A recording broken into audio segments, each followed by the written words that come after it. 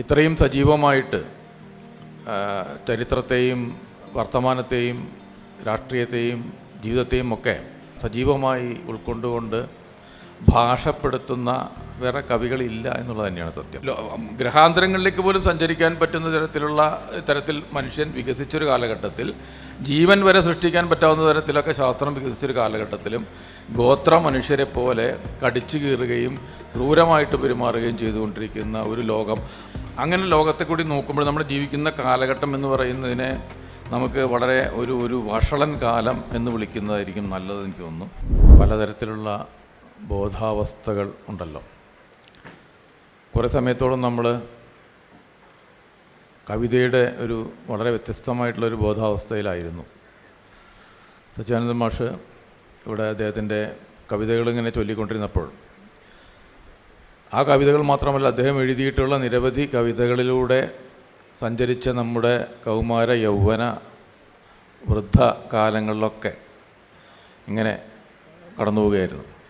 അപ്പോൾ നമ്മുടെ ഈ ഇന്നത്തെ കാലഘട്ടത്തിൽ ഇത്രയും സജീവമായിട്ട് ചരിത്രത്തെയും വർത്തമാനത്തെയും രാഷ്ട്രീയത്തെയും ജീവിതത്തെയും ഒക്കെ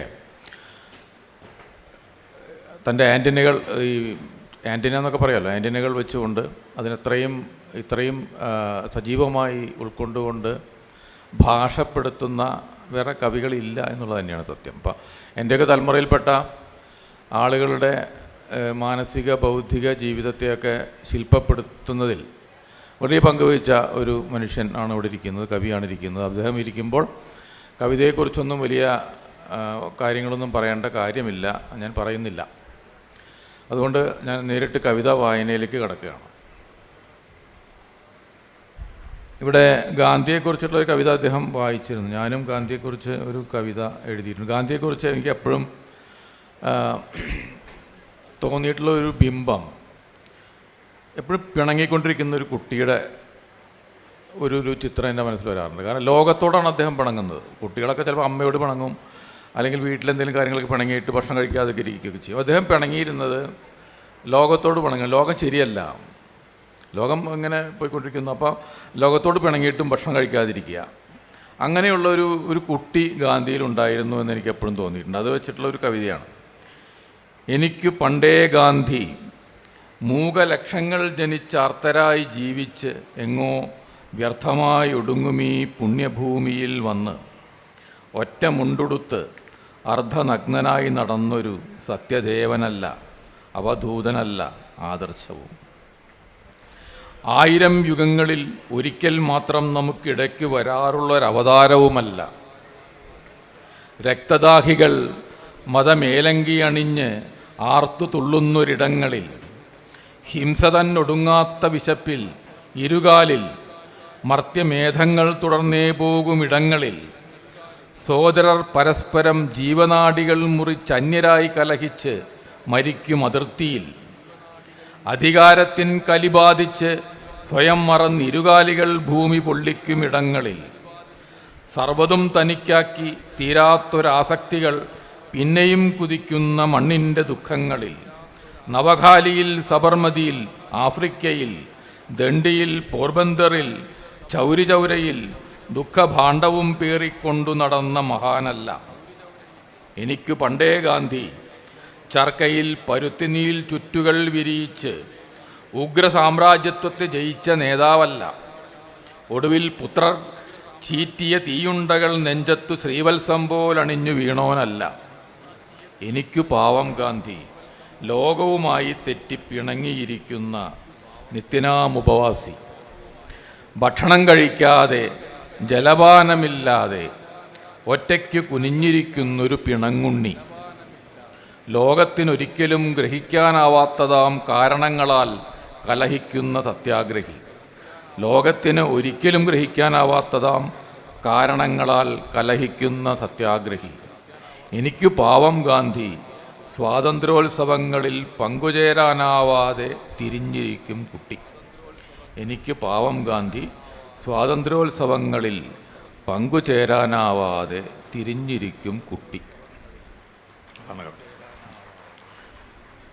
ഒരു വഷളൻ കാലത്തിലൂടെയാണ് നമ്മൾ കടന്നുപോയിക്കൊണ്ടിരിക്കുന്നത്. കാരണം ഈ പലപ്പോഴും നമ്മൾ ഇരുണ്ട കാലം എന്നൊക്കെ പറയും, അല്ലെങ്കിൽ അതിലെ തീ പിടിച്ച കാലം എന്ന് പറയും, പലതരത്തിലുള്ള കാലം എന്ന് പറയും. പക്ഷേ ഇന്നത്തെ ഒരു കാലം എന്ന് പറയുന്നത് അങ്ങനത്തെ ഒരു കാലമൊന്നുമല്ല, വഷളൻ കാലത്തിലൂടെയാണ് നമ്മൾ ജീവിച്ചുകൊണ്ടിരിക്കുന്നത്. കാരണം ഇപ്പോൾ നമ്മൾ പലപ്പോഴും പറയും, ഇപ്പോൾ പഴയ കാലത്ത് പിന്നെ സുവർണ്ണ ഭൂതകാലം അല്ലെങ്കിൽ അങ്ങനെയൊക്കെ പറയാറുണ്ട്. അതുപോലെ തന്നെ എല്ലാ കാലഘട്ടങ്ങളിലും ഹിംസയും അക്രമവും ഭയങ്ങളും പ്രശ്നങ്ങളൊക്കെ ഉണ്ടായിരുന്നു എന്നും പറയാറുണ്ട്. സത്യമാണ്. നമ്മൾ ചരിത്രത്തിലൂടെ കടന്നുപോയി കഴിഞ്ഞാൽ ഇന്ന് നടക്കുന്നതിനേക്കാളൊക്കെ എത്രയോ 10 മടങ്ങ് ഇരട്ടി അക്രമങ്ങളും ഹിംസയും ഒക്കെ ഉണ്ടായിരുന്ന ഒരു ലോകത്ത് തന്നെയാണ് നമ്മൾ ജീവിക്കുന്നത്. ഒരു കാലത്തും അങ്ങനെ മനുഷ്യവർഗം സന്തോഷത്തോടു കൂടി ഒന്നും പോയിട്ടില്ല.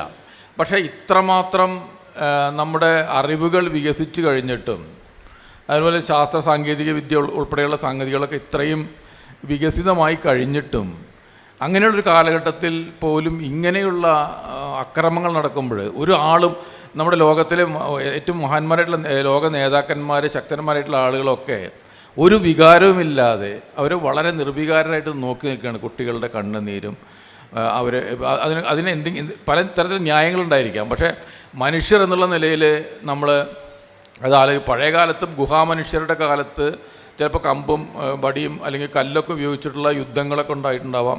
അതിനുശേഷം യുദ്ധങ്ങൾ ഉണ്ടായിട്ടുണ്ടാകും.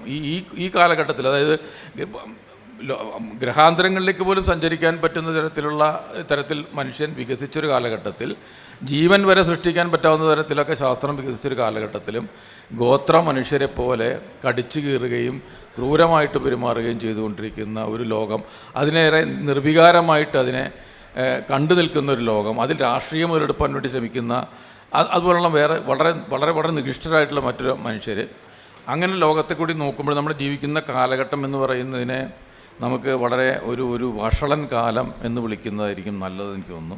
ഇത് ഞാൻ കുറച്ച് മുമ്പ് എഴുതിയിട്ടുള്ള കവിതയാണ്. ഭൂപടങ്ങൾ എന്നാണ് ഇതിൻ്റെ പേര്. മഷി കൊണ്ട് ഒരാളും ഇതുവരെ ഒരു ഭൂപടവും വരച്ചിട്ടില്ല. കണ്ണീരും രക്തവും കലർന്ന എന്തോ ഒന്നുകൊണ്ടല്ലാതെ. പേന കൊണ്ട് ആരും അതിൽ ഒന്നും അടയാളപ്പെടുത്തിയിട്ടുമില്ല. ഹൃദയങ്ങൾ പിളർത്തുന്ന ഒരായുധം കൊണ്ടല്ലാതെ. ഭൂപടങ്ങൾ എടുത്തു നോക്കൂ, രൂപരഹിതമാണ് എല്ലാം.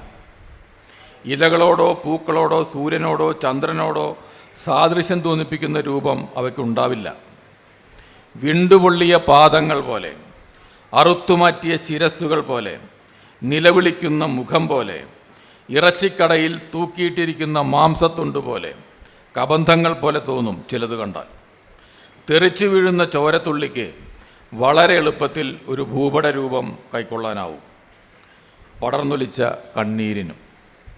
നേർത്ത ഒരു കൊച്ചു വര കൊണ്ടുപോലും സങ്കീർണമാക്കാവുന്ന മറ്റേതൊരു ചിത്രമുണ്ട്? ഇത്രയും മൂർത്തമായ ഒരു അമൂർത്ത ചിത്രം ഒരാൾക്കും വരയ്ക്കാനാവില്ല. ഒരു ഭൂപടവും ഭൂമിയുടെ പടമല്ല. ഒരു ഭൂപടവും ഭൂമിയുടെ പടമല്ല. ഭൂമിയുടെ പടം എടുത്തു നോക്കൂ, അതിൻ്റെ ഉരുളിമ നമ്മോട് എന്തോ പറയുന്നില്ലേ? അതിൻ്റെ ഉരുളിമ നമ്മോട് എന്തോ പറയുന്നില്ലേ? അതാണ് കവിത. ഒരു 2 കവിതയും കൂടി വായിച്ച് ഞാനത് അവസാനിപ്പിക്കാം. ഞാനിങ്ങനെ ട്രെയിനിൽ പോകുമ്പോൾ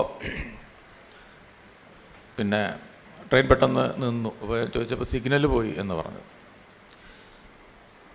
അപ്പോൾ ഇപ്പോൾ പറഞ്ഞപ്പോൾ പല പക്ഷികൾക്ക്, തുമ്പികൾക്ക്, അണ്ണാറക്കണ്ണന്, അതുപോലുള്ള പല ജീവജാലങ്ങൾക്കും ഇപ്പം നമ്മുടെ മനുഷ്യരുടെ സൗകര്യങ്ങൾക്ക് വേണ്ടിയിട്ടുണ്ടാക്കിയിട്ടുള്ള മൊബൈൽ ടവറുകൾ ഞാനൊക്കെ എല്ലാവരും ഉപയോഗിക്കുന്നത് തന്നെയാണ്.